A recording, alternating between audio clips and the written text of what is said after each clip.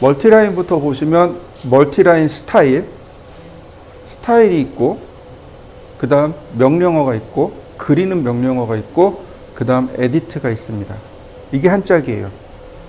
고급 명령어로 넘어가면 스타일, 드로잉 명령어, 에디트 명령어, 이렇게 세 개가 한 짝이 됩니다. 글자 쓰기도 마찬가지예요. 스타일, 글자 쓰기, 수정하기, 이렇게 한 짝이 됩니다. 블록도 마찬가지예요. 블록으로 정의하고 인서트로 사용하고 비에디트로 수정하고, 네, 똑같습니다. 이게 이제 가장 기초적인 한 그룹, 한 짝이 되는 거예요. 명령어의 한 짝입니다. 자, 글자 쓰기는 이렇게 돼요. 스타일이 있고, 글꼴의 유형을 정의하는 명령어가 있고, 그 다음에 텍스트와 엠텍스트. 차이점이 뭐냐면 한 줄 쓰기와 여러 줄 쓰기입니다. 얘는 텍스트는 싱글 라인 텍스트예요. 싱글 라인, 한 줄 쓰기고, 엠텍스트는 멀티라인 텍스트, 즉 여러 줄 쓰기입니다. 어쨌든 이렇게 두 개가 글자 쓰는 명령어고요. 그 다음에 이미 쓰여진 글자를 수정할 때 쓰는 명령어가 텍스트 에디트입니다. 자, 먼저 스타일부터 보도록 하죠. 스타일. 그러면 이렇게 뜹니다. 내가 스타일을 여기서 만듭니다. 그리고 글꼴이랑 매칭을 시켜 놓는 거죠. 옛날 방식이라 그래요. 옛날 방식입니다. 옛날 컴퓨터는 메모리가 되게 작았어요. 그래서 폰트를, 그러니까 아래 한글 같은 거 실행하잖아요. 아래 한글을 실행하면 해당 폰트 폴더에 있는 모든 폰트를 메모리에 같이 등록을 시켜요. 그리고 거기서 이렇게 갖다 쓰는 거예요. 그런데 캐드를 실행하면 캐드가 메모리를 다 차지해 버리거든요. 그러니까 폰트를, 글꼴을 메모리에 등록을 못 시켜요. 메모리가 부족해지거든요. 그래서 어떻게 쓰냐면 지금처럼 이렇게 필요한 거를 딱 매칭을 시켜요. 나는 얘가 필요해, 그럼 얘만 메모리에 등록. 얘가 필요해, 그럼 얘도 메모리에 등록. 이렇게 해서 필요한 글꼴만 메모리에 등록해서 썼어요. 그게 이제 옛날 방식인 거죠. 옛날에는 메모리에 대한 제약이 있었단 말이죠. 제가 처음 샀던 컴퓨터의 메모리가 64kB였던가? 말도 안 되는 소리죠? 64kB였던가? 네, 그 정도였던 것 같아요. 근데 어느 순간 메모리가 메가 단위로 나오더니 어느 순간은 기가로 바뀌더라고요. 네, 메모리가 옛날엔 굉장히 작았어요. 그러니까 캐드 하나만 가지고도 버거웠던 시절이 있었던 거죠. 근데 여기에 폰트까지 등록을 하면 컴퓨터가 버벅대요. 그거 지금도 이거 버벅대게 할 수 있어요. 폰트를 한 200 몇 개 깔아보세요. 그러면 컴퓨터가 버벅대요. 왜냐면 컴퓨터는 폰트를 늘 메모리에 등록시켜 놓고 쓰거든요. 근데 거기에 폰트가 꽉 차 있어요. 그러면 컴퓨터가 버벅대요. 그래픽 작업하는 사람들이 주로 그래요. 그래픽 프로그램을 실행시키면 폰트를 다 갖다 쓰거든요. 그래서 그 폰트박스라는 별도의 프로그램을 이용해요. 이제 그래픽 쪽은. 근데 이게 이제 옛날 방식이라 그렇습니다. 자, 그리고 우리가 이걸 쓸 때는 특별히 조심하셔야 될 것들이 몇 가지 있습니다. 자, 먼저 뉴해서 하나 만들어 보겠습니다. 뉴. 자, 제가 HG라고 했습니다. 한글이란 뜻이에요.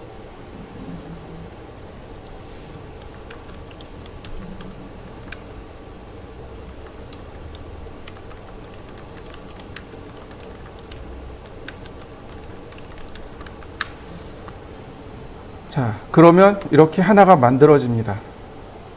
얘하고 이렇게 폰트를 맞추셔야 돼요.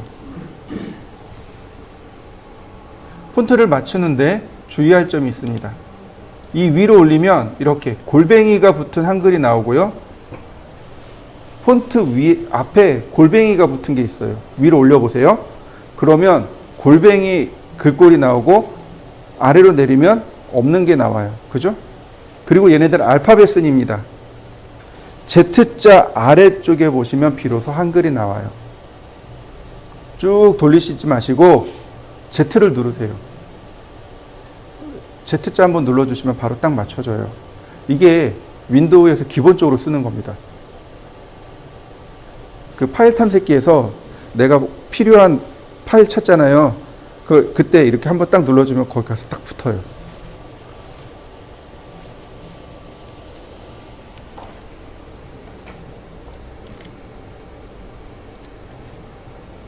윈도우즈 많잖아요. M 가면 M자에 딱 가서 붙잖아요. Z 없고 W 와서 붙죠. 이게 원래 윈도우에서 쓰던 기본 내용입니다. 이걸 그대로 여기다 쓰는 거예요. 그러면 그 아래 굴림부터 나오죠. 그죠? 네. 굴림 선택하시면 되겠고요. 나머지는 선택할 거 없어요, 사실은.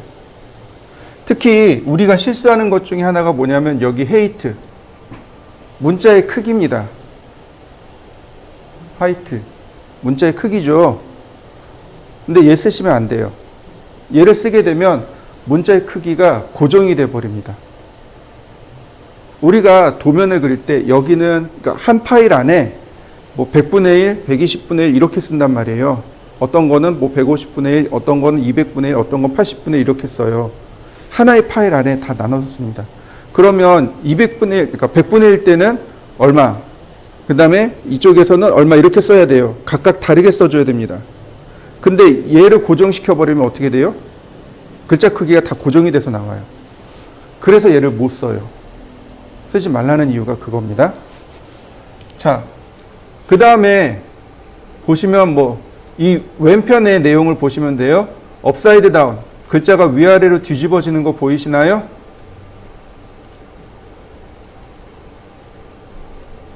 자, 그 다음 백워드, 글자를 반전시키는 겁니다. 백워드. 자, 그 다음에 위드 팩터. 위드 팩터는 뭐냐면 장평입니다. 자간이 있고 장평이 있고 줄간이 있습니다. 그죠? 자간은 글자와 글자 사이의 간격이고 줄간은 줄과 줄 사이의 간격입니다. 장평은 가로 대 세로의 비율을 장평이라고 해요. 네, 이 장평을 조절하는 겁니다. 0.7 그러면 줄어들었죠. 폭이 줄어드는 겁니다.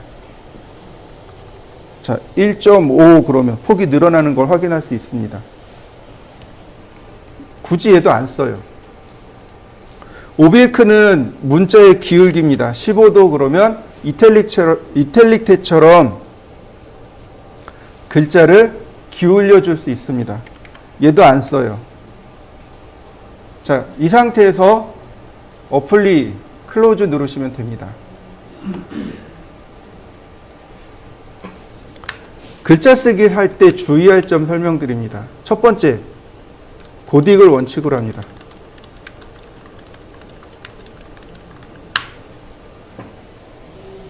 자, 고딕체를 원칙으로 합니다. 이건 KS에서 못 박아놨습니다. 도면에 사용되어지는 글꼴은 고딕체를 사용합니다. 라고 딱 못 박아놨어요. 그러니까 궁서체 쓰면 안 돼요. 오로지 고딕체만 쓰셔야 됩니다. 이건 설계의 규약입니다. 자, 그 다음에 이제 두 번째.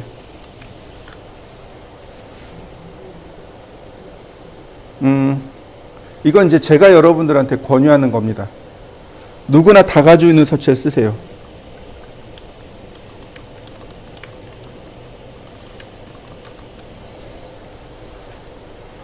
예를 들어서 제가 아주 특별한 서체를 알고 있어요. 이동 막걸리체요. 들어보셨나요? 요즘은 그 지방마다 술을 만들죠. 저 어렸을 때는 그게 불법이었거든요. 처음 만들어진 게 저 위쪽에 포천이라는 동네에 가면 1동, 2동 있고 거기에 막걸리가 되게 유명했었어요. 그게 이제 시초가 돼서 이제 막 지방마다 막걸리들이 만들어지기 시작했거든요. 그럼 포천시에서는 자기네 막걸리를 계속 홍보하기 위해서는 이제 어떤 홍보용 수단을 만들어내야 되겠죠. 그게 이제 그 중에 하나가 막걸리채예요. 일동 막걸리채입니다. 재밌거든요. 그게 전 잘 써요. 그러니까 제가 도면을 막걸리채로 썼어요. 그리고 여러분들한테 딱 드리면 어떻게 될까요? 여러분들 도면에 다 물음표 찍혀서 나옵니다. 캐드는 폰트를 이렇게 대체할 수 있는 능력이 없어요. 그러니까 있어요. 그러니까 딱 오픈하는데 해당 폰트를 찾아요. 없잖아요? 그럼 다 물음표로 깨져서 나옵니다. 이게 되게 비일비재한 에러 중에 하나예요. 그래서 제가 여러분들한테 하는 것 모두 다 가지고 있는 서체를 쓰세요. 나도 좋지만 이걸 보는 사람도 그 고민이 없는 거죠. 야, 제가 도면을 그리면 무조건 다 오픈이 돼. 얘가 그린 도면은 자꾸 깨져. 그러면 누굴 쓰겠습니까?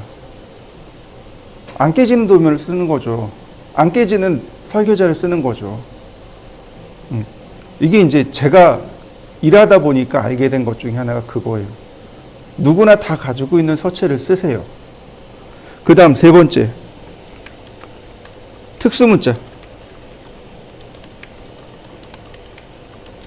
특수문자를 지원하는 서체를 쓰세요. 어떤 거는요, 한글이 이쁜데 특수문자가 지원이 안 돼요. 캐드에서 지원하는 특수문자들이 있습니다. 파이 기호 같은 거, 파이, 각도, 이런 거, 플러스 마이너스 기호들 있죠? 이거 특수문자가 지원이 돼야 돼요. 그죠? 우리가 늘 많이 쓰는 거 R, 파이, 도 이런 거 많이 쓰거든요. 이런 거 특수문자가 지원이 안 되는 서체가 있어요. 이 서체에 대한 슬픈 역사를 제가 말씀드릴게요.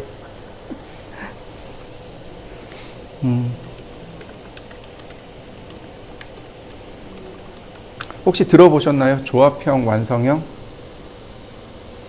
무슨 뜻인지 아시나요?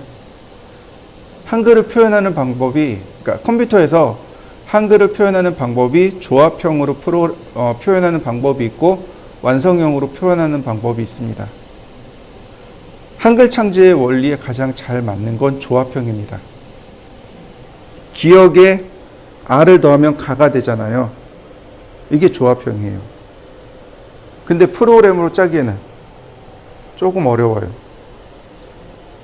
완성형은 뭐냐면 이미 글씨를 만들어 놓고 비교하는 겁니다. 들어온 글자와 기존에 있는 걸 비교해서 표현하는 거예요. 얘가 프로그램 짜기가 쉬워요. 대신에 이런 건 있죠. 완성형은 이미 표본이 있어야 돼요. 그죠? 가부터 뭐 하까지 다 표현이 돼 있어야지만 비교가 될 거 아니에요. 자, 지금 윈도우 95가 처음 나왔을 때, 지금 윈도우 10이죠? 쭉 내려가면 윈도우 95가 처음이란 말이죠. 처음 나왔을 때 이걸로 되게 그 국내에 뜨거운 감자였어요. 아, 이건 조합형이어야 된다. 우리나라가 미국 MS에다 요청한 게 조합형으로 해주세요. 그게 한글 창제가, 그러니까 한글 가치에 잘 부합합니다. 근데 무시당했어요. 완성형으로 왔어요. 지금도 완성형이에요. 폰트 열어보신 적 있으세요? 저는 폰트 만들어 본다고 한번 열어봤거든요. 다 써있어요. 가, 갸, 거, 겨, 고, 교. 이걸 다 그려 넣은 거예요. 한번 생각해 보시죠. 그럼 폰트 만드는데 몇 년 걸릴까요? 2년 걸려요. 여러분들이 쓰는 거 폰트 2년씩 만들어서 쓴 거예요. 그렇잖아요. 그 경우의 수를 다 넣어놓고 그걸 비교해서 끄집어내는 거예요. 프로그램은 쉽죠. 근데 이 표본 만드는 것, 하세월인 거죠, 한글은. 자, 그러다 보니까 뭐가 빠졌냐면 특수문자를 종종 빼요. 너무 많으니까 특수문자가 종종 빠져요. 그래서 한글 서체 중에 특수문자가 없는 것들이 있어요. 무슨 얘기인지 이해되시죠? 네. 그러면 이 세 가지 조건을 만족하는 게 있지 않을까요? 이 세 가지 조건을 만족하는 거. 자, 첫 번째, 누구나 다 가지고 있습니다. 자, 누구나 다 가지고 있는 서체가 있어요. 윈도우를 깔면 누구나 다 가지고 있는 서체가 있어요. 굴림, 궁서, 도둠, 바탕. 이 네 개는 기본으로 깔리죠. 근데 MS가 그 완성형으로 할 수 있잖아. 그리고 만들어 놓은 게 이 네 개예요. 특수문자 다 들어가 있어요. 그러니까 얘네들을 끄집어내서 얘네들을 가지고 수정하는 거예요. 자, 그 중에 이 네 가지 중에 고딕체가 누구예요? 굴림이요. 이 네 개의 서체 중에 굴림이 고딕체예요. 그래서 굴림체를 쓰시면 돼요. 이게 왜 문제가 되냐면, 만약에 여러분들이 외부에서 도면을 받아오잖아요. 한글이 깨질 거란 말이에요. 그러면 그 해당 스타일을 찾아요. 해당 스타일을 찾습니다. 그리고 여기를 뭐로 바꿔요? 굴림으로 바꿔요. 그러면 한글로 다 환원돼서 나와요. 원리는 굉장히 단순해요. 이 세 가지 원리를 이해하고 계시면 반대로 한글에 문제가 생겼을 때 해결하는 방법도 간단해요. 제가 실무했을 때 쓰던 방법입니다. 저는 이제 실무했을 때 건축 쪽, 기계 쪽 다 있었거든요. 특히 건축 쪽은요, 이렇게 도면이 외부에서 막 왔다 갔다 해요. 근데 거기에 이제 각 회사마다 시그니처 폰트들이 따로 있단 말이에요. 우리 회사는 이거, 우리 회사는 이거, 그래 놓고 이제 쓴단 말이죠, 도면에다가. 그러면은 도면 받아 놓으면 다 물음표로 깨져서 나와요. 환장을 노르시죠. 전화해서 무슨 서치 쓰셨어요? 그러면 이제, 그런 것도 몰라요? 그다음부터 전화 안 해요. 짜증나가지고. 뭘로 하면 돼요? 다 굴림으로 바꿔버려요. 그러면 다 해결돼요. 근데 이제 내 밑에도 하청업체가 있단 말이죠. 근데 거기도 이제 쫓아와요. 그때 이제 과장이었으니까, 과장님, 이거 한글 어떻게 해요? 한글이 안 나와요. 주세요. 다 굴림으로 바꿔서 출력 딱 해서, 자, 됐죠? 불과 한 30초, 1분 안에 끝내놓은 거죠. 이 사람들은 이걸 하루 종일 해야 될 걸 저는 이 원리를 알기 때문에 1분이면 끝난단 말이죠. 그럼 다들 그래요. 오, 잘하는데. 잘하는 건 아니죠. 그냥 그러니까 원칙에 충실한 거죠. 그러면 다 해결이 돼요. 그래서 밥 엄청 얻어 먹었어요. 나중에 밥 사요. 그래서 밥 많이 얻어 먹었어요. 원리는 간단해요. 첫 번째, 고딕이어야 합니다. 두 번째, 누구나 다 가지고 있어야 돼요. 세 번째, 특수문자가 지원돼야 돼요. 이 조건을 만족하는 건 굴림체밖에 없어요. 그래서 굴림체를 자꾸 서버로 타시고, 물론 이제 회사가 야, 우리는 HY 울릉도체 쓸 거야. 그럼 울릉도체 쓰세요. 근데 나중에 문제 생기면 굴림으로 싹 바꿔버리면 돼요. 그리고 또 하나, 이건 대부분 다들 생각을 안 하는데, 저작권이요. 저작권 문제 들어보셨나요? 네, 저는 저작권 문제를 많이 경험해 봤어요. 왜냐면 저는 설계하기 싫어가지고 디자인 쪽 일도 해봤거든요. 이 디자인 쪽 넘어가면은요, 이미지, 즉 사진에 대한 저작권도 나오지만 폰트에 대한 저작권도 많이 나와요. 엄밀히 얘기하면 폰트를 주고받을 때, 그러니까 유료 서체를 여기 써, 이거 갖다 써라고 하면서 전송하는 순간 이게 저작권 위배가 돼요. 내가 그걸 가지고 활용했어요. 이건 저작권 위배가 안 돼요. 왜냐하면 그건 2차 저작권이거든요. 내가 이걸 가지고 출력해서 썼어요. 그럼 이건 2차 저작권이에요. 1차 저작권이 아니고. 근데 폰트 회사에서는 이걸 걸고 넘어지는 거죠. 너네 저작권 위반했어 라고 공문이 날라와요. 이거 가지고. 엄밀히 얘기하면 이거 2차 저작권이거든요. 그냥 무시해도 돼요. 근데 대부분 다 거기서 이제 캥기는 거죠. 그래서 저작권 때문에 폰트를 사야 돼요. 사는 일들이 발생해요. 애누리 없어요. 얄짤 없습니다. 금액 안 깎아줘요. 제 선배가 간판을 이렇게 만들어가지고 간판 걸었거든요. 걸고 이틀 있다가 저작권 위반했다고 날라왔어요. 1년에 150만 원. 폰트 사세요. 네, 살게요. 폰트를 샀는데 하나 산 게 아니고 거기에 딸려있는 폰트가 한 10몇 개가 딸려왔어요. 그 150만 원인데 그게 1년에 150만 원인 거예요. 매년 그만큼 사야 되는 거예요. 매년. 눈 돌아가죠. 그러니까 우리가 그리는 도면에도 그러니까 글씨에 대한 저작권이 있단 말이에요. 로고에 대한 저작권도 있단 말이에요. 그러니까 신경 써서 작업을 하셔야 돼요. 만약에 누군가 특수한 문자, 이상한 글자를 가지고 와서 이거 이쁘니까 이걸로 그리자 그러면 한 번쯤 따져볼 게 바로 저작권인 거예요. 이거 저작권에 걸리지 않겠어요? 라고 먼저 한번 오늘 띄워보는 것도 나쁘진 않아요. 왜냐하면 그분은 글자가 예뻐서 가져왔지 저작권은 생각 못한 경우들이 많거든요. 그래서 요즘 많이 쓰는 게 그 나눔글꼴 있죠. 네이버에서 나눠주는 나눔글꼴 같은 거 저작권에 어느 정도 다 해결해 놓은 것들이 있어요. 봉고딕 같은 거 있습니다. 봉고딕 같은 경우도 저작권 프리로 만들어 놓은 것들이 있어요. 그런 것들을 요즘 많이 쓰시면 돼요. 근데 굴림 같은 경우도 저작권 빠져 있고요. 그 다음에 이제 본고딕이나 나눔고딕 같은 거 이런 거 좋아요. 자, 어쨌든 쓰시고 자, 어플릿 눌렀습니다. 그러면 폰트가 하나 이와 같이 만들어집니다. 어넌테이트로 들어갑니다. 탭을 바꾸세요.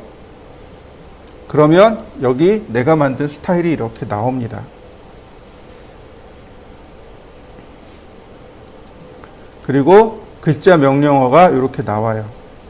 멀티라인 텍스트, 싱글라인 텍스트. 자, 원래 텍스트 명령어가 3개였습니다. 텍스트, 그 다음에 D 텍스트, 그 다음 M 텍스트.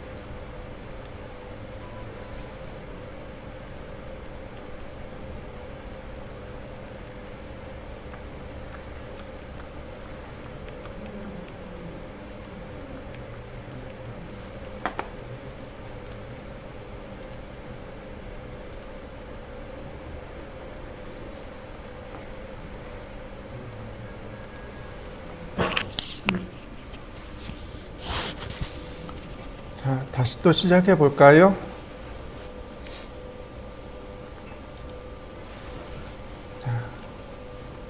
스타일,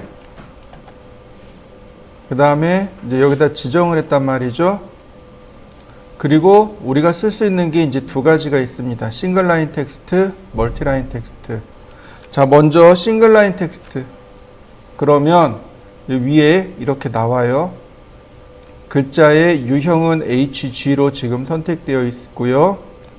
그 다음 글자의 크기는 2.5mm고요. 자, 그 다음에 justify, 자리 맞춤입니다. left, 왼쪽 정렬. 자, 그러면 캐드가 물어봅니다. start point of text. 글자의 시작점. 그 다음 문자의 높이. 여기서 들어갑니다. 문자의 높이는 여기서 지정해요. 2.5mm 엔터. 그 다음 로테이션 앵글. 문장의 각도입니다. 이건 그냥 0도 엔터. 그러면 이와 같이 커서가 깜빡깜빡해요.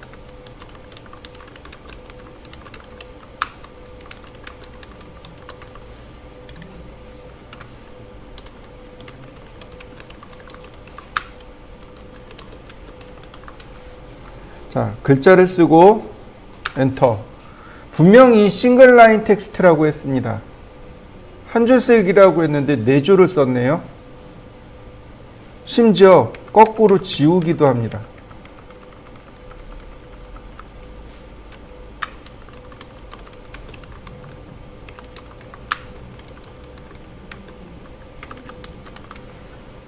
자, 엔터.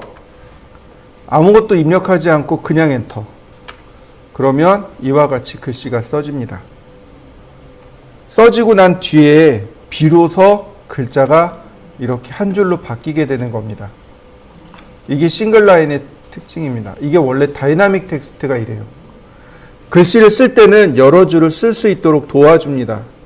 그러나 글자 명령어가 종료가 되면 다 한 줄씩 한 줄씩 분해가 되는 거죠. 다시 다이나믹 텍스트 시작점 누르고 글자의 높이 쓰고 각도 지정하고. 자,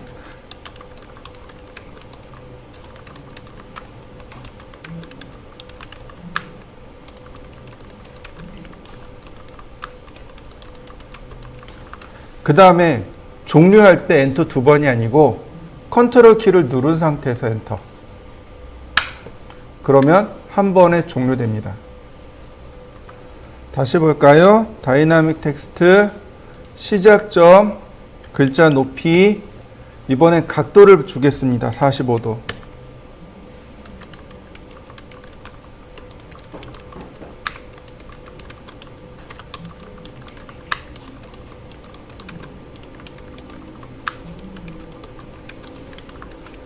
자, 어떤가요? 글자가 돌아간 거 보이시나요? 이런 건 굳이 안 해도 되는 게 로테이트 명령을 쓰면 돼요. 로테이트로 다시 마이너스 45도 돌리면 다시 돌아가겠죠? 레프트, 센터, 라이트는 문자의 기준선에 있고 미들은 문자 중간에 있습니다. 이거는 굳이 말하지 않아도 알아요. 왼쪽 정렬, 중간 정렬, 오른쪽 정렬 이렇게 되는 거죠. 자, 센터로 한번 해보죠. 시작점 지정하고 문자 높이 그대로 갑니다. 아이고, 다시. 센터 0도.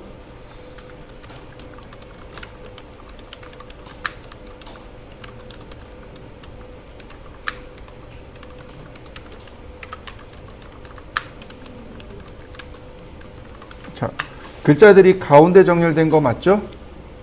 다시 봅니다. justify right. 오른쪽 정렬입니다. 그러니까 글자가 이번엔 오른쪽으로 정렬되겠죠.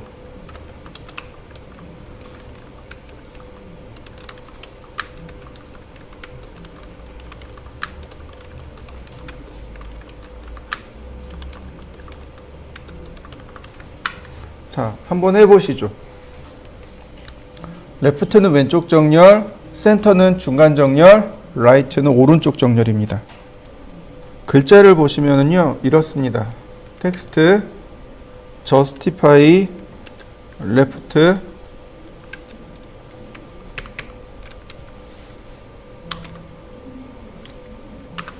글자를 보시면은요, 이렇게요.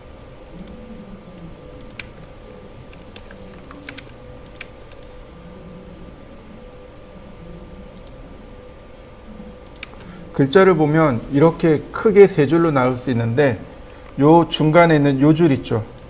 요게 기준선이 되는 줄입니다. 그러니까 글자는 이 기준줄이 존재해요. 그리고 이 기준줄 아래로 글자가 내려갈 수 있어요. 자, 무슨 얘기냐면 여기가 레프트고요. 여기가 센터고 여기가 라이트입니다. 그러니까 우리가 쓰는 레프트, 센터, 라이트는 바로 이 기준선에 있는 거죠. 그에 비해서 미들은 어디냐면 이 전체 높이의 중간, 그리고 이 전체 폭의 중간, 여기가 미들입니다. 미들의 위치 이해되셨나요? 다시 볼까요? 자, 글자는 베이스라인이라는 게 존재해요. 여기가 레프트, 요점이 센터, 요점이 라이트예요. 그런데 미들은 뭐냐면 글자 전체 높이, 베이스 포인트, 베이스 라인 아래쪽으로 내려가는 이 전체의 중간, 그 다음에 글자 이 줄 전체의 중간, 바로 여기가 미들입니다. 자, 볼까요? 텍스트, justify, 미들.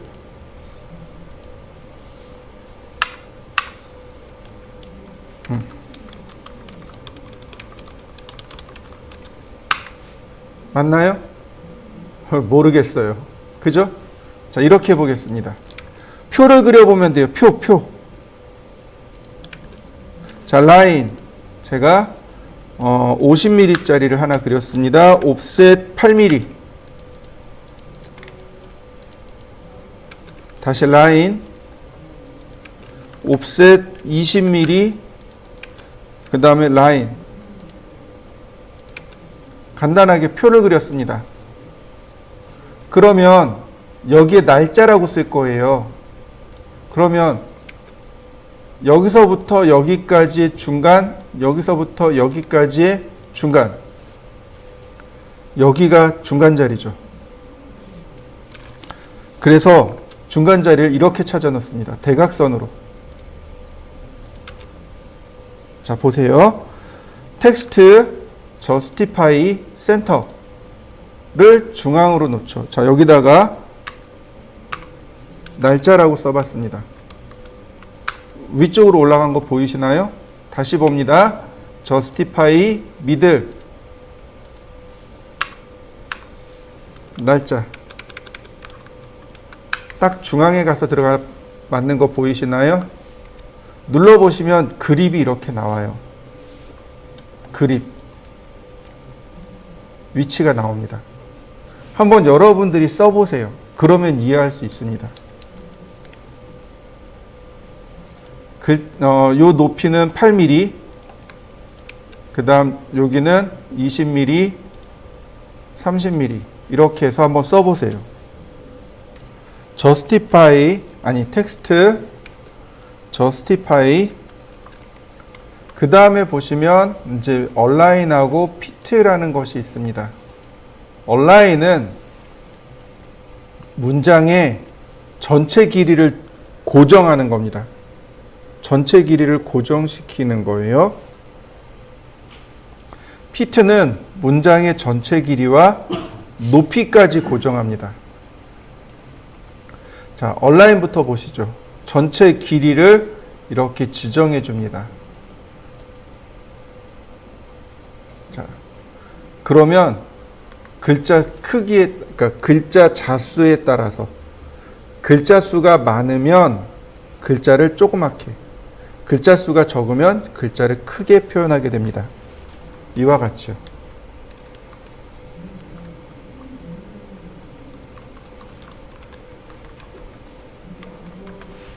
이렇게요. 전체가 고정이 되어 있는 겁니다. 그러니까 글자 높이가 가변이 되는 거죠. 자, 이게 얼라인입니다. 그에 비해서 피트는 문장의 전체 길이와 높이까지 고정합니다. 그러면 장평을 조절해요. 장평을 조절해서 글자 수가 적으면 장평이 늘어나고 글자 수가 많으면 장평이 줄어들게 됩니다.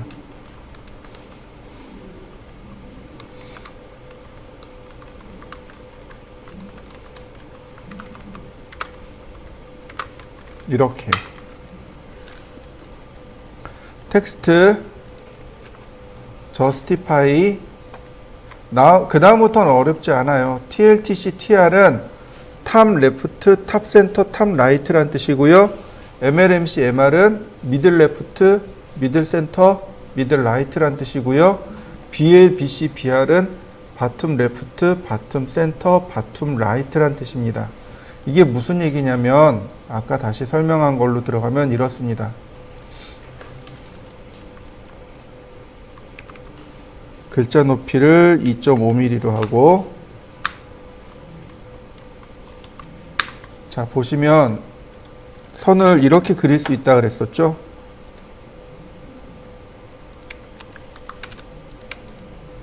이렇게요. 그죠? 네, 문자가 있으면 이 자리, 여기가 탑 레프트, TL, 여기가 TC, 여기가 TR, 레프트, 센터, 라이트. 그 다음 여기가 BL, BC, BR입니다. 그 다음 MLMC, MR은 어디냐면 요 높이 있죠. 요 높이의 중간되는 선.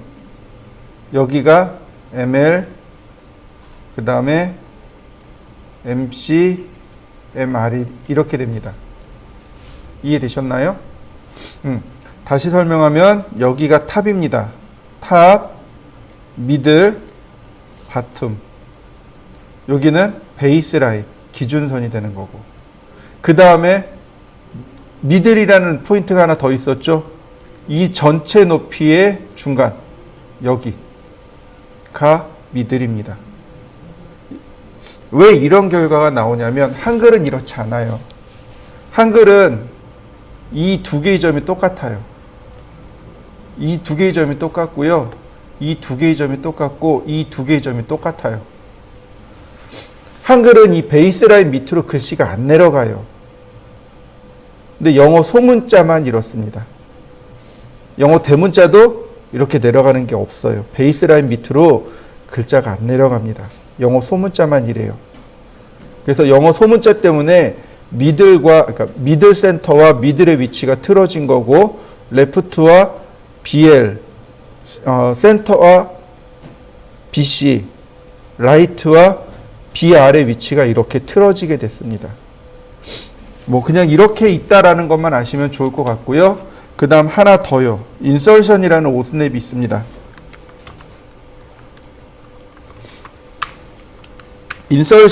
인설트, 삽입이란 뜻입니다. 삽입점이란 뜻이에요. 삽입점. 이거는 그 아래 블록과 함께 쓰는 오스냅 중에 하나입니다. 글자가 이렇게 들어가면 글자의 위치, 즉 얘는 BL로 여기 썼잖아요. 여기가 글자의 삽입점이 됩니다. 라인, 그 인설션 어디 갔나요? 여기 있네요. 인터섹션이고 인서트 있네요. 글자의 삽입점. 여기가 글자의 삽입점이네요. 자, 이렇게 글자의 삽입점을 이용해 사각형을 그려낼 수 있습니다. 자, 여기다가 이렇게 대각선으로 선을 그리고요. 텍스트 justify middle, 그 다음에 글자 높이, 자 이런 날짜, 다시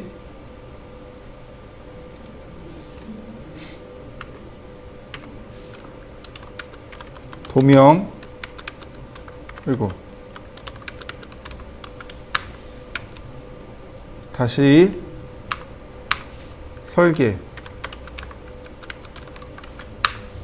그 다음 얘네들을 지우는 거죠. 그러면 딱 맞게 가운데 들어간 거 보이시죠? 그 다음에 이쪽은 어떻게 돼요? 대부분 다 이렇게 왼쪽 정렬이 되는 거죠. 옵셋 2mm, 옵셋 4mm, 그 다음 텍스트 저스티파이 미들 레프트,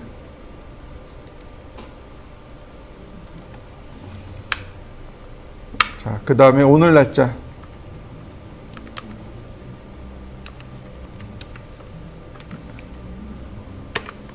자, 그 다음에 지우면 딱 가운데 들어가는 걸 알 수 있고요. 그 다음 다시 한번 도명,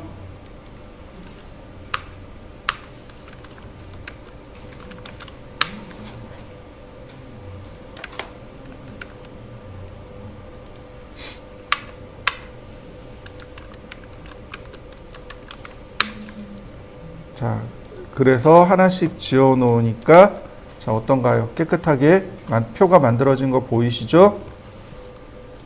자, 글자를 수정할 때는 텍스트 에디트, 즉 에디트 명령어를 쓰시면 바로 이렇게 수정할 수 있습니다. 이렇게 바로 수정할 수 있어요. 그리고 또 하나 더블 클릭하셔도 됩니다. 글자를 선택하고 더블 클릭을 하면 그 자리에서 이와 같이 수정이 가능합니다. 더블 클릭하셔도 돼요. 이번에는 M텍스트입니다. M텍스트는 멀티라인 텍스트입니다. 멀티라인 텍스트예요. 쓰기가 훨씬 더 쉽습니다. 영역을 이렇게 지정해 주시면 돼요. 영역을 지정해 주시면 해당 영역에 대한 내용이 상자가 생겨나요. 그리고 또 하나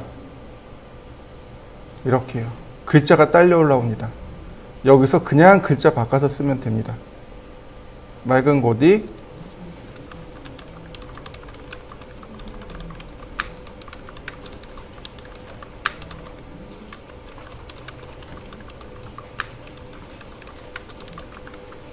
자, 어떤가요? 글씨 잘 써지나요? 심지어 영역을 지정할 수도 있고 색상을 바꿀 수도 있습니다. 블록으로 지정해 줄 수도 있고 혹은 이탈릭체도 가능하고요. 자, 저스티피케이션이 있어서 미들 센터로 이렇게 금방 바꿀 수도 있고요. 마지막에 클로즈를 누르면 바로 이와 같이 바뀝니다. 그러면 다시 볼까요? 얘네들은 어떻게 할 수 있을까요? M텍스트 영역을 이렇게 지정하고요. 그 다음 저스티피케이션은 미들 센터. 어떤가요? 훨씬 더 쉬워진 거 보이시나요? 미들 센터만 바꾸시면 되겠죠.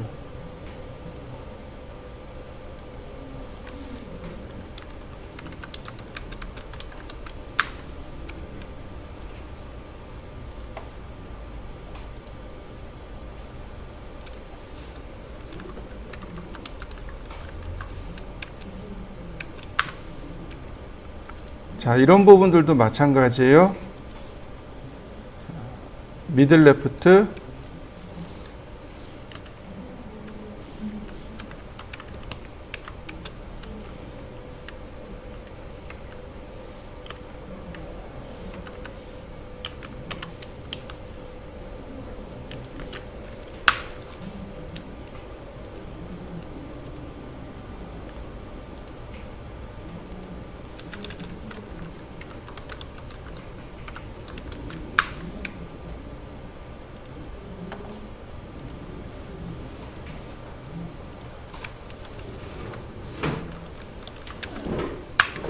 자, 훨씬 더 쉽고 빠르게 작업이 가능하죠. 그래서 이런 표 작업할 때는 mText를 훨씬 더 많이 사용합니다. 자, 보시면 특수문자라는 거에 대해서 아까 설명을 한 적이 있습니다. 특수문자를 지원해야 됩니다 라고 했는데 바로 요게 특수문자입니다. 요게 특수문자예요. 얘를 누르면 요렇게 표현이 됩니다. %d 디그리의 약자입니다. 각도란 뜻이에요. 이렇게 45도 할 때 조그만 동글뱅이 있죠. 요거 표현하는 게 요게 %d고요. %c는 요 파이 마크, 센터 마크, %p는 플러스 마이너스란 뜻입니다. 그러니까 글씨를 쓸 때요. 텍스트 예를 들어서 45도입니다. 45 쓰고 %d 그러면 이와 같이 각도 표시가 돼요. 그 다음 %c 50 그러면 파이 50이 되겠죠. %p 0.01 플러스 마이너스란 뜻입니다. 자, 한번 해보실까요? mText에서도 똑같이 한번 써볼까요? 영역 지정하고 45 %d 바로 들어가죠. %c 50 %p 0.01 어떤가요? 똑같이 특수문자가 들어가죠. 근데 이 특수문자가 안 들어가는 경우들이 많단 말이죠. 그러니까 글자를 쓸 때는 항상 살펴보셔야 됩니다. 자, 한번 해보시죠. 우리가 이제 흔히 작업하는 제목줄을 한번 그려보도록 하겠습니다. 서클 반지름 10mm 요거 8mm를 쓰는 데도 있고 10mm 쓰는 데도 있고 그렇습니다. 라인 쿼드란트에서 대충 선을 그립니다. 100mm 다시 라인 이렇게요. CAT 2급에서는 이렇게 그리고요. 그 다음 전산응용 건축제도 기능사에서는 이렇게 합니다. 랭슨 델타 3mm 이렇게 표현합니다. 이해되셨나요? 네, 이렇게 원에 딱 맞춰서 마감을 하는 경우가 있고 대략 3mm 정도 더 길게 마감하는 경우도 있습니다. 똑같이 크게 상관은 하진 않습니다만 CAT 2급 전산응용 건축제도에선 이렇게. 자, 여기까지 한번 그려보시죠. 자, 이 위로 올라가는 글씨 크기가 보통 8에서 6mm 쓰시면 돼요. 8에서 6mm 정도 됩니다. 이 아래 들어가는 글씨 크기는 그냥 2.5mm 쓰시면 돼요. 2.5, 3mm 쓰시면 됩니다. 자, 그러면 한 6mm 쓴다라고 가정을 해보죠. 여기가 10mm죠. 반지름 10이니까 옵셋 10mm. 자, 옵셋 5mm 이렇게요. 위로 10mm, 아래로 5mm. 자, 그 다음 mText 첫 번째 점은 원의 쿼드란트고 두 번째 점은 선의 끝점입니다. 자, 6mm 쓰고 그 다음에 저스티피케이션 탑 레프트고 그 다음에 여기다가 정면도 그러면 글씨 써진 거 맞나요? 자, 다시요. 두 점 지정하고 2.5mm고 다만 이때는 바텀 라이트입니다. 스케일 1대 5. 자, 두 개 삭제하면 깨끗하게 그려진 거 보이시나요? 다시 한번 해보실까요? 우리가 글씨를 쓰면서 이제 실, 즉 방에 이름을 이제 적는 경우들이 있습니다. 평면도에 보시면 예를 들면 이렇게 해요.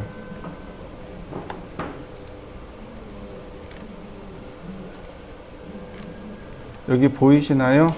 이렇게. 이렇게 보면 방 이름, 실의 이름이 들어가 있죠. 실의 이름, 실이 방이란 뜻이죠. 방의 이름을 이렇게 넣어야 되는데 이때 쓰는 방법이 이렇습니다.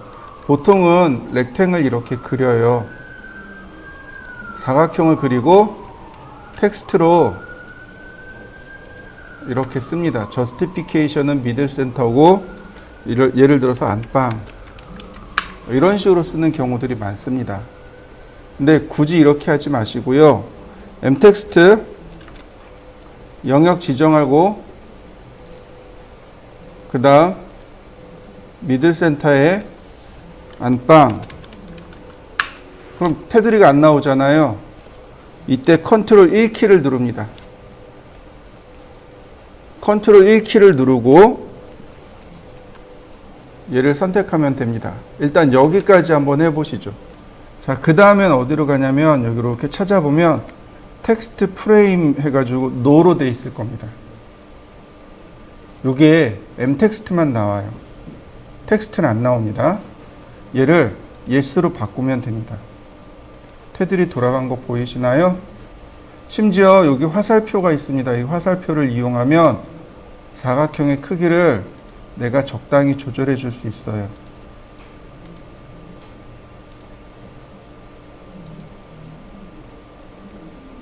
자, 이렇게요. 적당히 조절할 수도 있고, 자, 그 다음에 여기 이 위에 보시면, 얘 위에 보시면 백그라운드 마스크라는 것이 있습니다. 이 마스크를 활용하면 조금 더 좋은 작업이 됩니다. 자, 일단 여기까지 한번 해보시죠. 텍스트 프레임을 yes로 바꿔보시죠. 이번엔 백그라운드 마스크를 쓸 건데 그냥은 안 되고 오른편에 이와 같은 아이콘이 하나 더 뜹니다. 이 아이콘을 누르면 이렇게 대화 상자가 뜨는데 use 백그라운드 마스크, 즉 마스크를 활용하겠습니다. 그래 놓으면 바로 이 보더, 이 테두리의 간격을 조절할 수 있습니다. 1이라고 해봤습니다. 그러면 바짝 붙는 거 보이시나요? 예를 들어서 3이라고 했습니다. 그럼 넓어진 것도 보이시나요? 네. 바로 이걸 조절하는 겁니다. 1.5라고 쓰고 내용 조절하고, 물론 이 마스크를 안 쓴다라고 하면 얼마든지 조절할 수 있어요. 2라고 썼습니다. 그 다음 안 쓰겠습니다. 그러면 됩니다. 자, 2, 오케이. 다시 마스크 끄고 오케이. 그러면 간격이 넓어지게 됩니다. 와서 쓰고 싶은데 이거예요. 제가 이번엔 텍스트로 그렸습니다. 텍스트로 자, 이렇게 썼습니다. 안방이라고. 근데 텍스트는 안 나온단 말이죠. 이 텍스트를 m텍스트로 바꿔야 됩니다. 이때 쓸 수 있는 명령어가 text to m텍스트.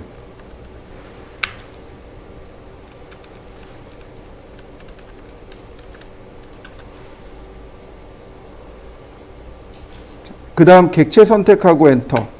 그러면 바로 m텍스트로 이와 같이 바뀝니다.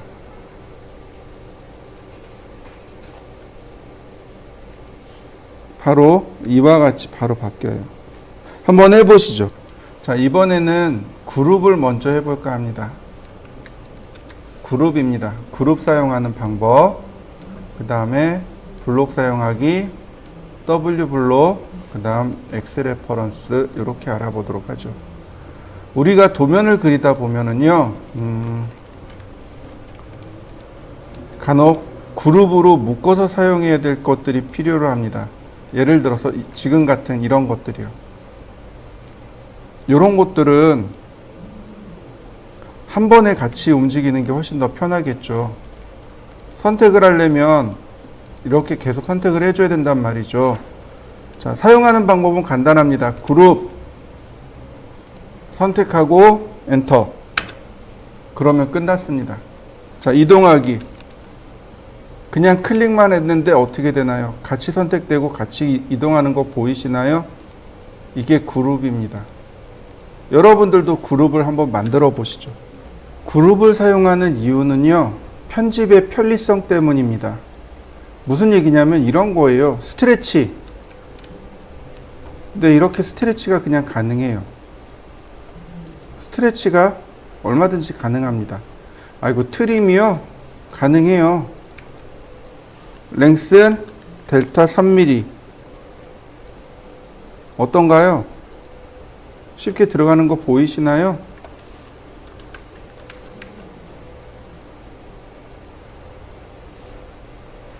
편집이 되게 쉽습니다. 자, 여러분들도 한번 해보시죠. 그룹은요, 컨트롤 시프트 A가 그룹 온오프입니다. 컨트롤 키, 시프트 키, A가 그룹 온오프입니다. 컨트롤 시프트 A. 그러면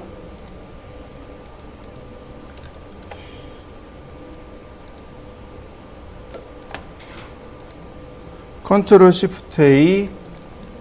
그러면 이렇게 그룹이 오프가 됩니다. 그러면 이와 같이 따로따로 움직이게 돼요. 이렇게 따로따로 편집이 됩니다. 다시 컨트롤 시프트 A를 누르면 그룹 온이 됩니다. 그룹이 활성화되는 거죠. 여기다가 내용을 추가하고 싶어요. 자, 예를 들어서 제가 이렇게 그룹으로 만들었습니다. 이 문자도 이 문자도 추가하고 싶어요. 얘를 추가하고 싶습니다. 자, 그룹 에디트.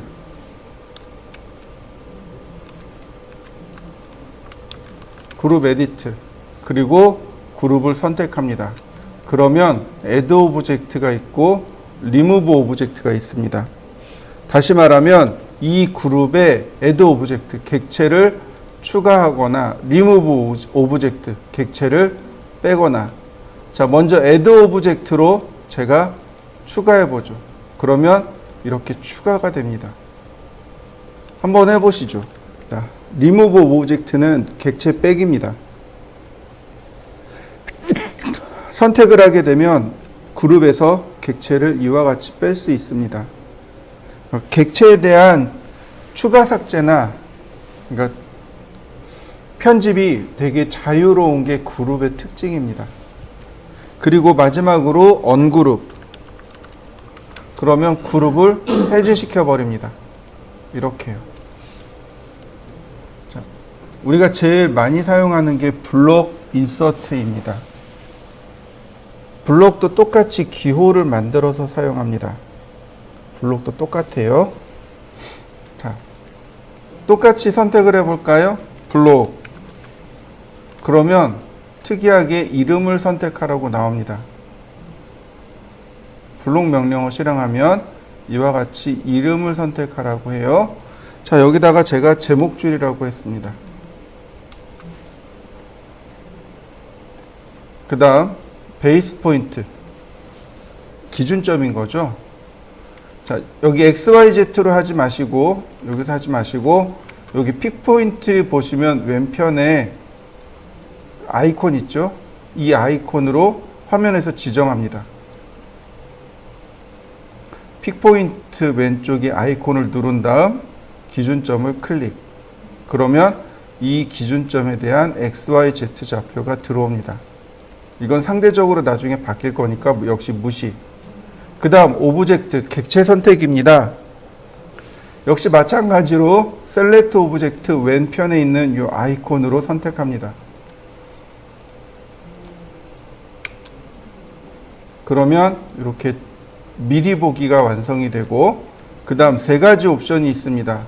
리테인이라는 옵션은 여기 있는 이 원본을 그대로 냅두겠습니다. 그대로 놔두고 변형시키지 않겠습니다가 리테인이고, 컨버트 블록은 뭐냐면 원본을 블록으로 바꾸겠습니다 라는 뜻이고, 딜리트는 원본을 삭제하겠습니다 라는 뜻입니다. 저는 지금 현재 딜리트로 체크해 놨습니다. 그 다음에 보시면 allow exploding 이라는 게 있습니다. allow가 허락하다란 뜻입니다. 분해를 허락하기. 요건 당연히 체크해 주시면 됩니다. 나머지는 다 비활성이고 그리고 OK 누르시면 됩니다. 그러면 원본이 삭제되면서 블록이 끝나게 돼요. 자, 이렇게 지워진 블록은 인서트 명령으로 불러올 수 있습니다. 인서트. 그러면 이와 같이 인서트가 뜹니다.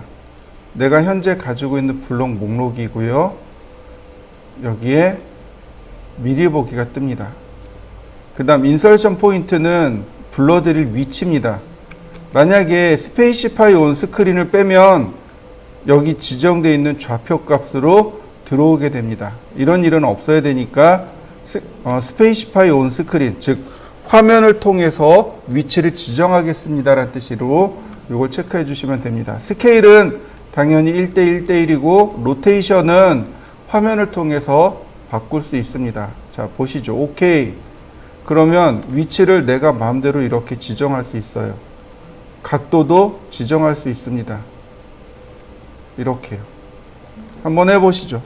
인서트 명령어로 이렇게 불러드릴 수 있습니다. 우리가 이제 지난 시간에 멀티라인을 통해서 이렇게 도면을 그렸었을 거예요. 그죠? 자, 여기에 이제 개구부를 만들어야 됩니다. 개구부는 몇 종류가 있겠지만 크게 두 종류로 나눌 수 있습니다. 하나는 창문이고 하나는 문입니다. 게시물 번호 37번입니다. 한번 찾아보실까요? 여러 종류의 창문들이 나옵니다. 보통 창문의 크기가 1200에 1200입니다. 그러니까 폭이 1200이고, 즉 다시 말하면 이 문 하나가 600이란 뜻입니다. 그리고 높이는 1200을 씁니다. 왜 1200을 쓰냐면 바닥부터 이 천장까지 높이가 2400입니다. 근데 창문이 너무 크면 어떻게 될까요? 채광 좋고 환기 잘 되겠죠. 다만 사생활 보호가 안 돼요. 창문이 너무 작으면 답답하겠죠. 그래서 이 천장 높이까지 천고의 2분의 1이 되는 1200을 쓰는 겁니다. 뭐 조금 작게 쓰는 데도 있고 조금 크게 쓰는 데도 있고 그렇습니다. 여기는 이제 그냥 표준이라고 보시면 돼요. 자, 네 짝입니다. 그렇다면 2400이 되겠죠. 문 하나가 600이니까 6, 4, 24, 2400이 됩니다. 주방 환기창 같은 경우는 1200에 450이 되겠고, 화장실 창문 같은 경우는 클 이유가 없죠. 그러니까 900에 600 정도 작은 사이즈를 쓰시면 됩니다. 자, 제가 요 두 개를 그려 볼 테니까 한번 잘 보시고 따라해 보시면 좋겠습니다. 자, 요건 요대로 냅두고요. 자, 먼저 방창 두 짝짜리입니다. 렉탱글 사각형 그리기죠. 골뱅이 1200, 1200. 그러면 큰 테두리가 하나 나올 겁니다. 여기서 옵셋 45mm. 치수는 게시물에 있습니다. 자, 그 다음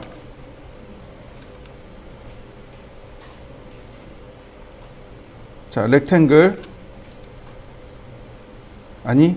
말고 옵셋 60mm. 안쪽으로 그대로 다시 한번 또 60mm 옵셋하고 라인을 미드 포인트에서 미드 포인트로 이와 같이 내려 긋습니다. 요 폭이 60입니다. 그러니까 얘도 좌우로 30씩 가면 돼요. 옵셋 30mm. 자, 그 다음 가운데 지우고 트림. 가운데 지우고 트림. 그러면 간단하게 문이 만들어지죠. 얘는 앞에서 본 모습이고, 이걸 여기를 이렇게 싹 잘랐다고 가정을 해보죠. 위에서 볼 수 있겠죠, 이렇게. 자, 보세요. 라인을 그대로 끌고 올라갑니다. 이렇게요. 이 두께는 150mm 주시면 됩니다. 옵셋 150mm. 얘가 치수가 없어요. 그러니까 잘 보셔야 됩니다. 자, 이와 같이 150mm를 그리고, 자, 여기가 테두리죠? 자, 테두리도 이와 같이 끌고 올라갑니다. 자, 이렇게요. 자, 여기까지 한번 해보시죠. 라인, 중간점에서 중간점으로 선을 긋고, 옵셋 40mm. 위로 한 번, 아래로 한 번. 다시 라인, 중간점에서 이렇게 중간점으로. 자, 바로 이 부분이에요. 이 부분. 지금 이 중간점이 어디냐면 바로 여기에요.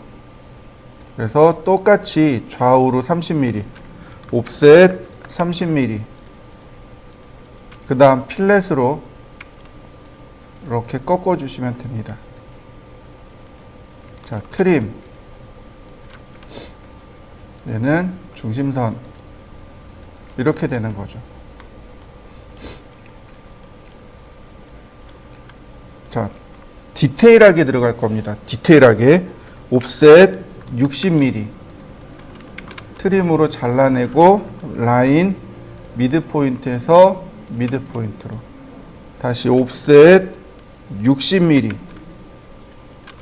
트림으로 잘라내고, 라인, 미드 포인트에서 미드 포인트로. 얘가 가장 디테일하게 그린 겁니다. 카피. 그럼 러프하게 그린 건 뭐냐? 이렇게 그리면 됩니다.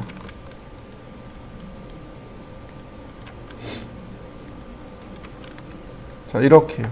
위에 있는 건 1:30 이하로 그릴 때, 1:30 이하로 그릴 때 그리고, 1:30 이상일 때는 아래에 있는 것처럼 그리게 됩니다.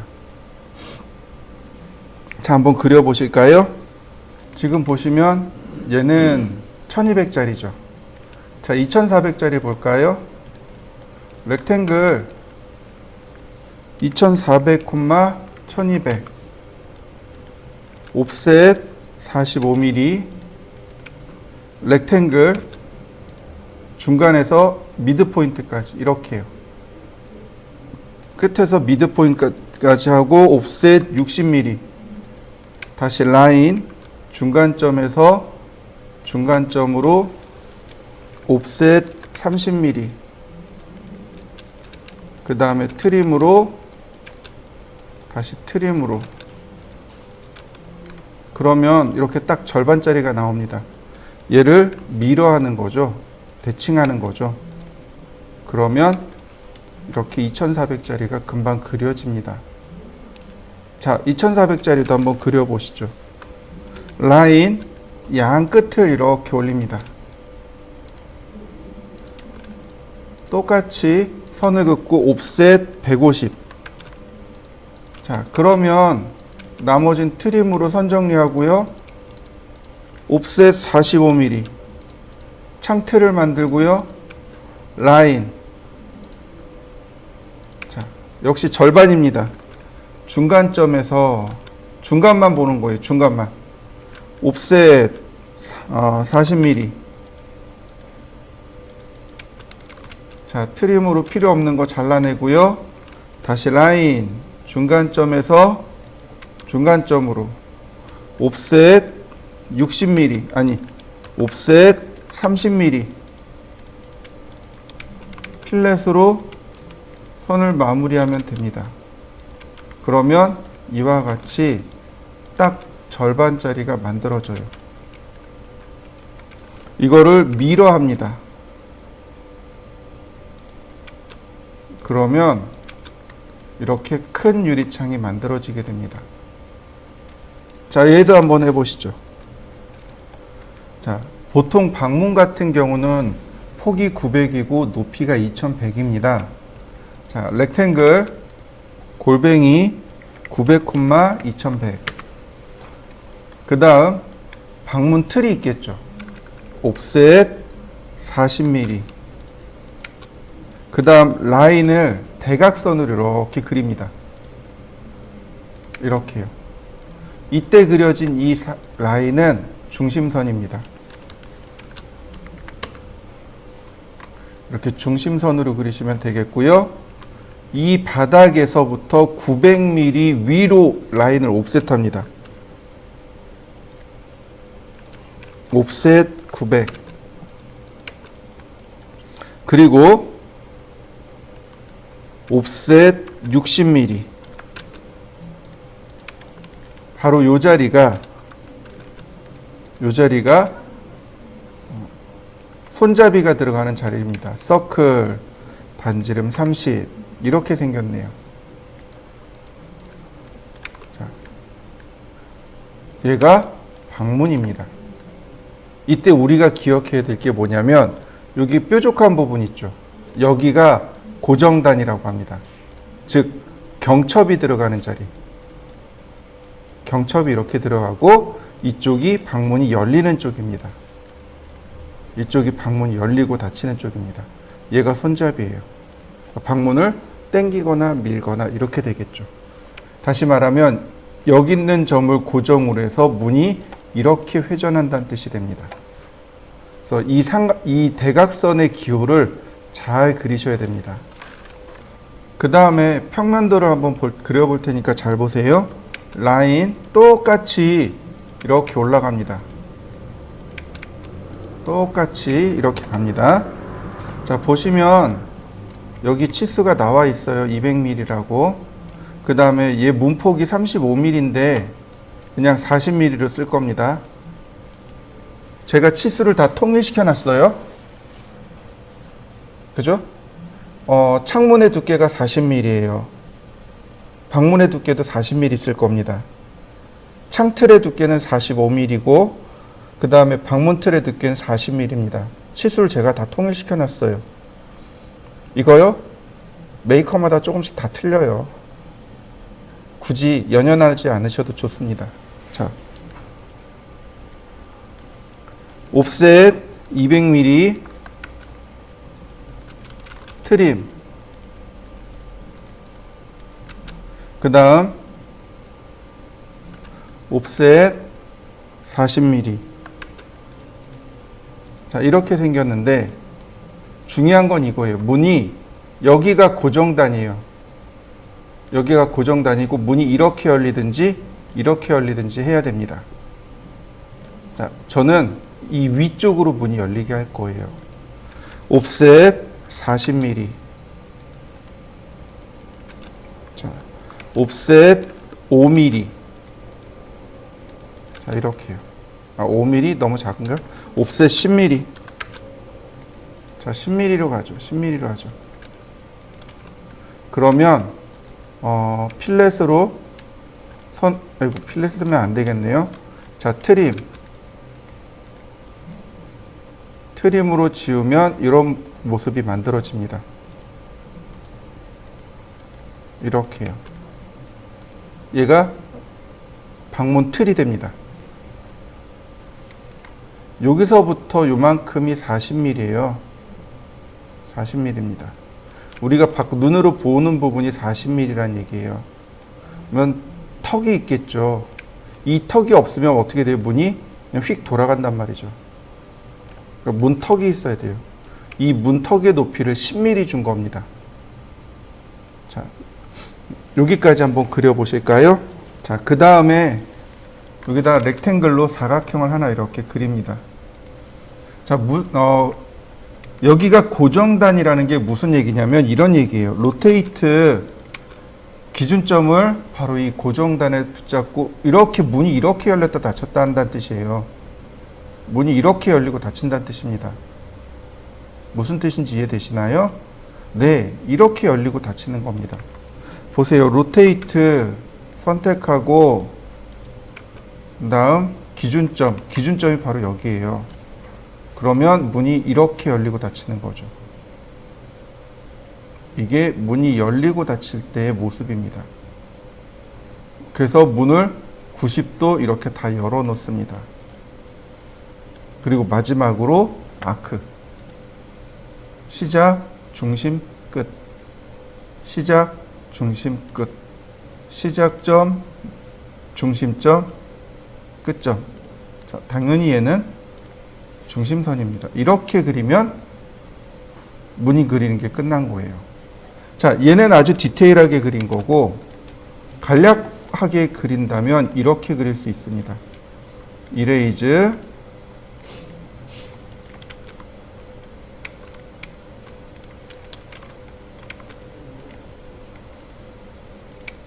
그 다음 조인, 이렇게 그리면 간략하게 그린 거고, 자, 그 다음에 요즘은 문틀이 없죠. 그러니까 이렇게 그릴 수도 있습니다. 얘가 간략하게 그린 거고, 그 다음에 문틀을 지워버리면, 트림으로 문틀을 지우면, 요즘은 이렇게 문지방이라 그러죠. 문지방이 없는 게 이제 세 번째 방법입니다. 그래서 보통 이렇게 불러요. 여기가 문지방, 그 다음에 여기가 설주, 그 다음 여기가 인방, 이렇게 부릅니다. 자, 방문의 모양이 이렇게 생겼습니다. 한번 그려보실까요? 제가 이렇게 만들어 놨지만 얘를 응용하면 이렇게 됩니다. 자, 미러, 대칭입니다. 자, 아크를 어떻게 그리냐면 요만큼 더 크게 그리면 돼요. 디스턴스, 여기가 40mm거든요. 그러니까 얘네들을 40mm를 더 크게 그립니다. 스트레치 40mm를 이렇게 더 크게 그립니다. 다시 아크, 시작, 그 다음 중심, 끝은 어디냐면 여기에요. 이렇게요. 미러. 자, 얘는 이제 지웁니다. 얘네들은 지워요. 그러면 이건 뭐예요? 양문여다지. 양문여다지가 만들어지는 거죠. 양문여다지 뿐만이 아니죠. 여기서 다시 카피.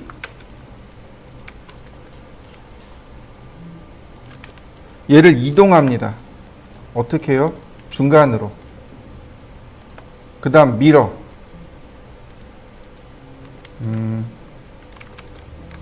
얘도 그 다음 미러. 대칭하기.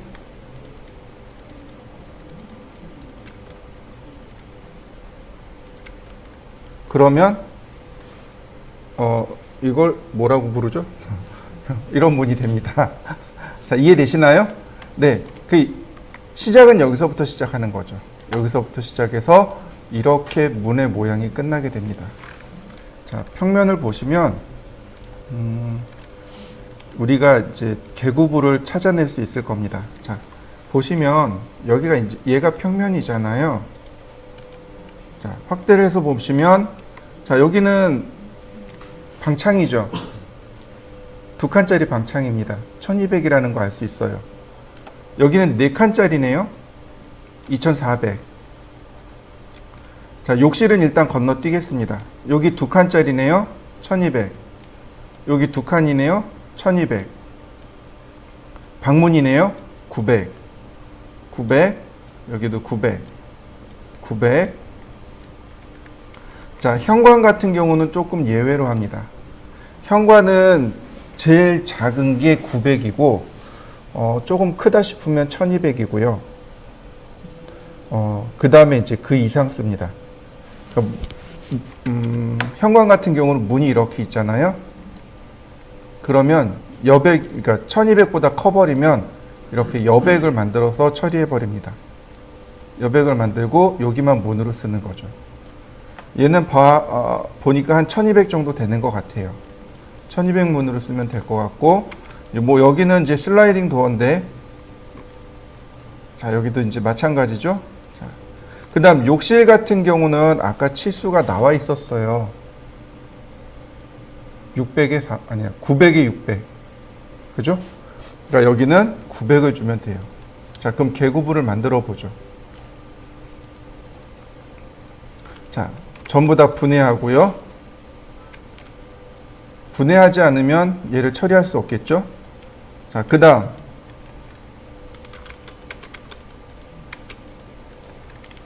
라인 중간점에서 선을 긋고 옵셋 1200이니까 600mm씩 트림으로 이와 같이 잘라내면 개구부가 만들어지겠죠. 자, 이때 이 부분 여기를 좀 보셔야 돼요. 자, 일단 여기까지 한번 해보시죠. 자, 이 부분이 지금 단열재입니다. 원래 우리가 시공을 하게 되면 이렇게 여기 안쪽을 먼저 시공을 하고 그리고 단열재를 붙여요. 그런데 단열재가 끝단이 이렇게 보이진 않잖아요. 네, 옵셋 100mm 트림으로 이렇게 잘라내면 됩니다. 그러니까 이렇게 원래 끝선을 맞추어서 막은 다음에 단열재를 넣는 거예요. 그래서 이렇게 끊어 놓으면 됩니다. 다시 볼까요? 옵셋 100mm 트림 이렇게 끊어 놓으면 돼요. 그러면 모습이 완성이 됩니다. 자, 개구부를 한번 만들어 볼까요? 자, 이렇게 해서 개구부를 완성시켜 보시죠. 방문도 마찬가지예요. 자, 방문은 여기 있는데 이 방문을 그릴 때요, 이 끝선에서 100mm를 띄웁니다. 늘 100mm를 맞춰서 띄우시면 돼요. 왜냐하면 벽돌 한 칸 크기거든요. 벽돌 한 칸이에요. 그래서 옵셋 100mm, 그 다음 연장하기 이렇게요. 그 다음 옵셋 900mm. 자, 트림으로 잘라내면 여기가 방문이 들어갈 자리가 되겠죠. 자, 한번 해보실까요?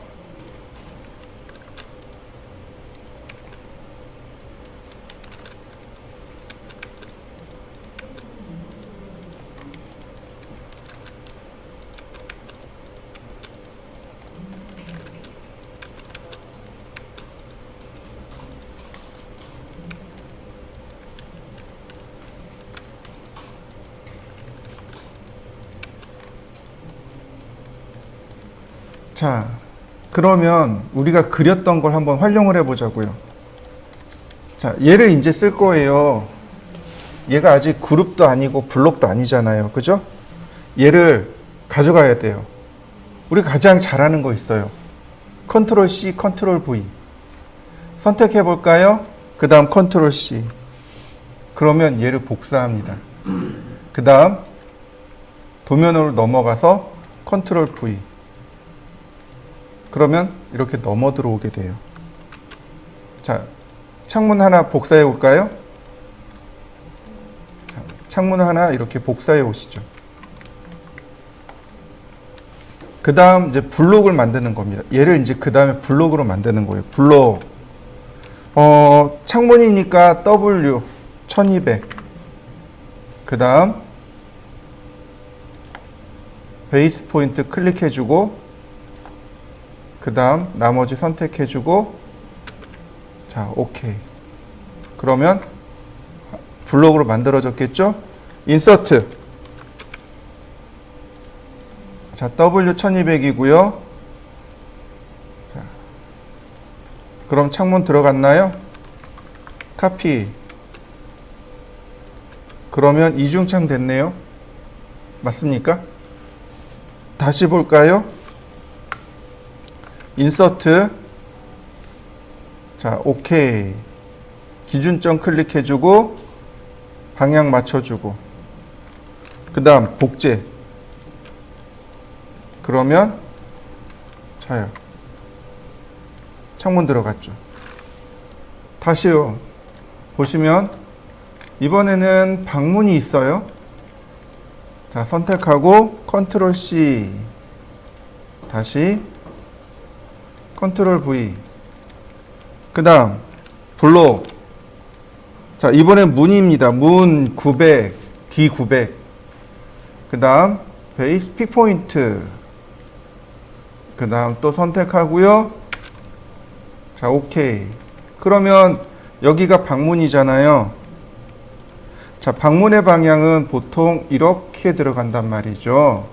인서트. 자, 오케이. 그 다음에 네, 여기네요. 자, 그러면 이와 같이 방문도 금방 들어가네요. 자, 방문도 넣어 보시죠. 자, 비에디트라는 명령어가 있습니다. 비에디트는 블록 수정하기예요. 비에디트 그러면 이와 같이 블록 모양들이 나옵니다. 선택해서 오케이 그러면 이렇게 블록 수정하기가 돼요. 여기서 우리가 얼마든지 수정할 수 있게 되는 거죠. 선택하고 얘네들을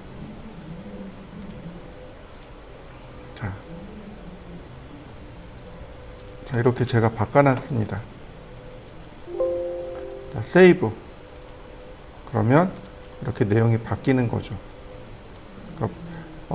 더블 클릭해도 돼요. 그러면 이렇게 간단하게 수정이 됩니다. 내가 수정하고자 할 블록을 더블 클릭하면 됩니다. 그러면 딱 선택돼서 나와요. 그럼 바로 수정하기가 들어가요. 이 블록에는 인서트에는 조금 특별한 기능이 있는데요. 자, 이런 것들이 들어 있습니다. 어떤 거냐면 자, 인서트라는 명령을 실행하면 여기 브라우즈라는 버튼이 있습니다. 브라우즈라는 버튼이 있어요. 이 브라우즈 버튼을 이용하게 되면 파일을 불러드릴 수 있습니다. 이렇게요. 파일을 블록으로 불러드릴 수 있습니다.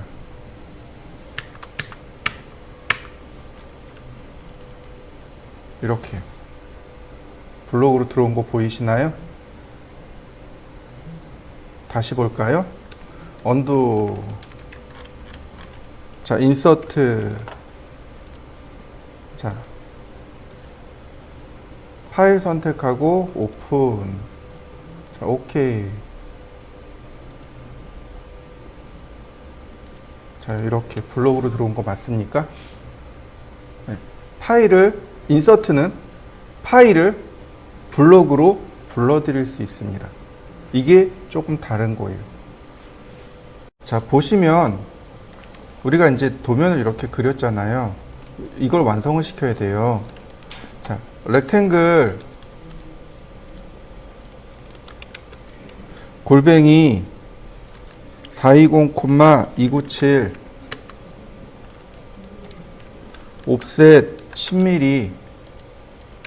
자, 축척 계산해 봐야죠. 기억나시나요? 축척 계산하는 법? 자, 14,000 곱하기 2 나누기 420 66 나오네요. 8,700 곱하기 2 나누기 297 58 80분의 1 도면이네요. 스케일 그 다음 80배 주몰. 자, 이동하기.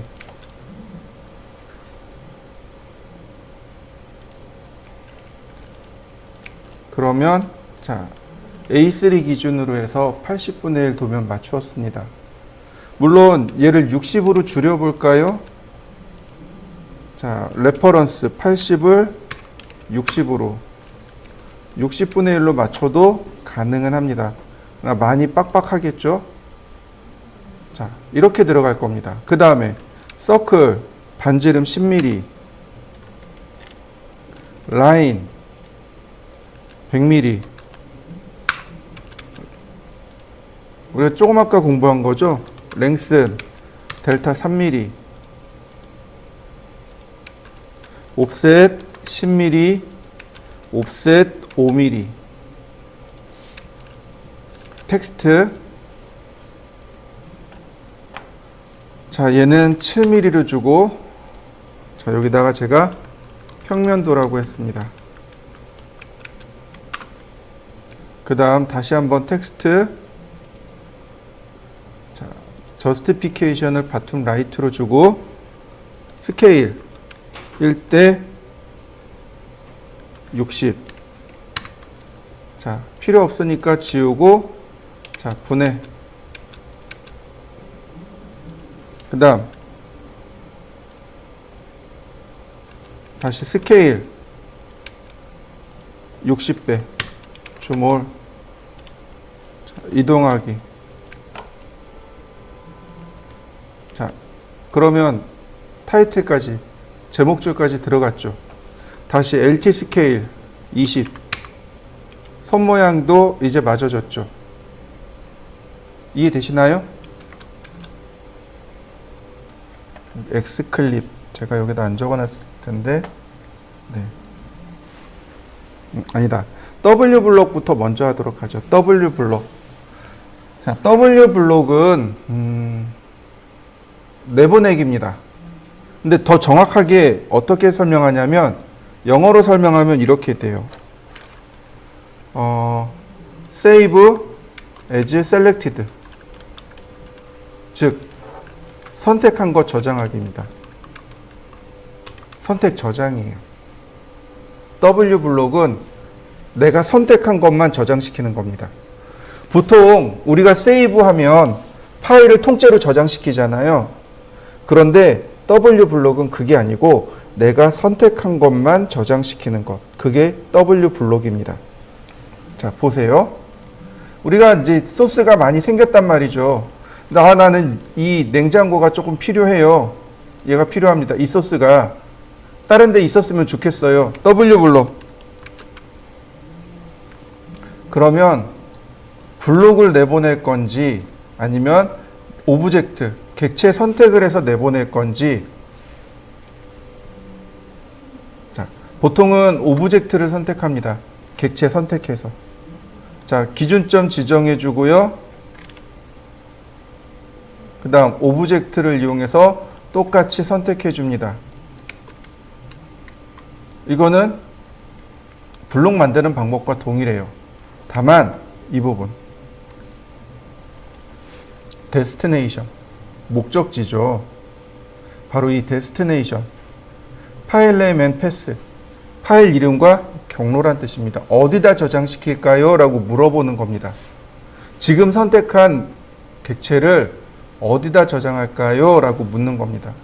그래서 여기서 지정하시면 돼요. 자, 제가 D 드라이브에다가 저장하죠. 220129 그리고 저장. 그러면 이렇게 경로가 지정이 됩니다. 요 위치에다가 저장하는 거예요.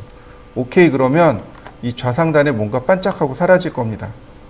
자, 오케이. 네, 저장 끝났습니다. 파일 탐색기 띄워가지고 다시 보시면 제가 저장한 게 여기 나와 있을 거예요. 여기 있네요. 이렇게 내가 선택한 것만 딱 저장할 수 있습니다. 우리가 지난 시간에 리비전 클라우드하고 VP 아웃에 대해서 설명한 적이 있어요. 그죠? 지난 시간에 했었습니다. 기억 안 나시나 보다. 자, 이번엔 X클립입니다. X클립은 블록 자르기예요. 블록을 자른다기보다 블록을 감추는 겁니다. 자, 아까 우리 이렇게 블록을 불러왔었죠. 내가 필요한 건 요만큼입니다. 요 영역만큼만 보고 싶어요. 자, 제가 사각형을 그렸습니다. 보고 싶은 부분에 대해서 사각형을 그렸습니다. 자, X클릭. 자, 자를 객체를 선택하랍니다. 선택하고 엔터. 자, 그럼 보시면 뉴 바운다리가 있어요. 경계 새로 지정하기란 뜻이고요. 그래서 이 뉴 바운다리를 선택합니다. 자, 셀렉트 폴리라인. 경계 지정합니다. 잘라진 게 아니고 감춘 겁니다. 이해되셨나요? 자, 여러분들도 한번 해보시죠. X클릭, 선택하고 엔터, 뉴 바운다리, 그 다음 셀렉트 폴리라인. 그러면 이와 같이 블록을 싹 감출 수 있습니다. 다시 보실까요? X클릭, 선택하고 딜리트.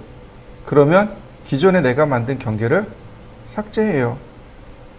다시 봅니다. X클릭, 선택하고 엔터, 뉴 바운다리. 자, 폴리라인이 아닌 이제는 렉탱귤러입니다. 사각형이에요. 내가 여기서 이렇게 사각형을 그릴 수 있다는 얘기죠. 그러면 똑같이 잘라내기를 할 수 있습니다. 다시 봅니다. X클립, 뉴바운다리. 폴리고널은 다각형이란 뜻입니다. 내가 이와 같이 다각형을 그려낼 수 있는 거죠.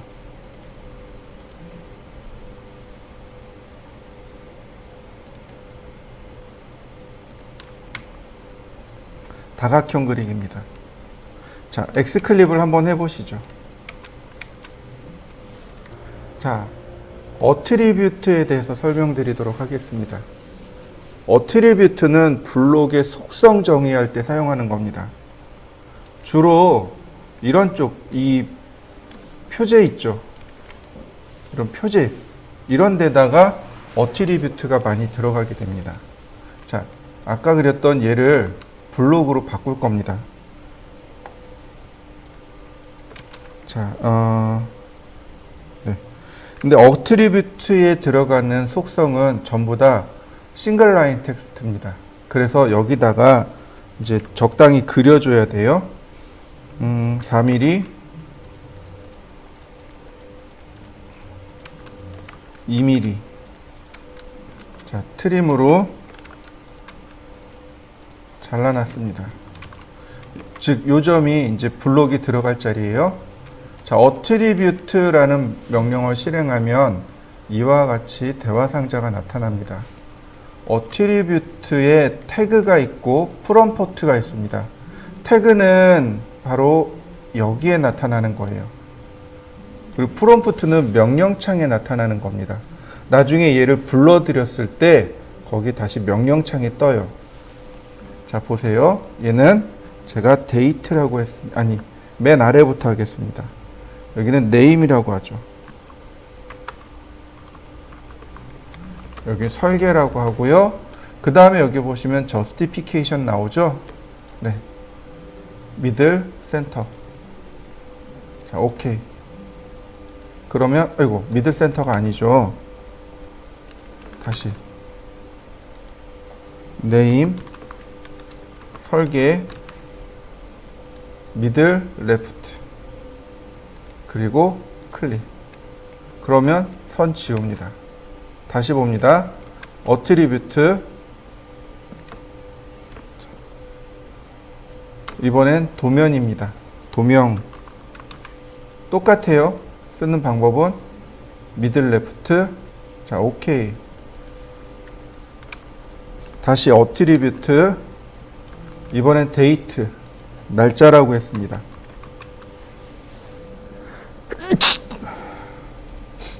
자, 미들 레프트. 자, 여러분들도 요거 여기까지 만들어 보시죠. 어트리뷰트를 정의해 보도록 하겠습니다. 어트리뷰트 디파이닝입니다. 자, 블록입니다. 이제 이렇게 만들어진 내용을 블록으로 정의하는 거예요. 제가 표제란이라고 했습니다. 자, 하나 지정하고요. 그 다음 객체 선택했습니다. 그리고 딜리트하고 오케이. 자, 뭐 여기까지는 특별히 어려운 건 없을 거예요. 다만 인서트 할 때 이제 달라지게 돼요. 표제란을 선택하고 자, 불러드렸습니다. 했더니 여기 왼편에 오른편에 있는 내용이 없네요. 자, 일단 클릭. 각도 지정하고 클릭하는 순간 내용이 뜨네요. 자, 날짜. 그 다음 도명, 그 다음 설계, 그 다음 오케이. 자, 여기 내용 제가 지금 입력한 대로 들어갔죠. 다시 봅니다. 인서트, 각도 지정하고 자, 날짜 0128, 도명, 설계.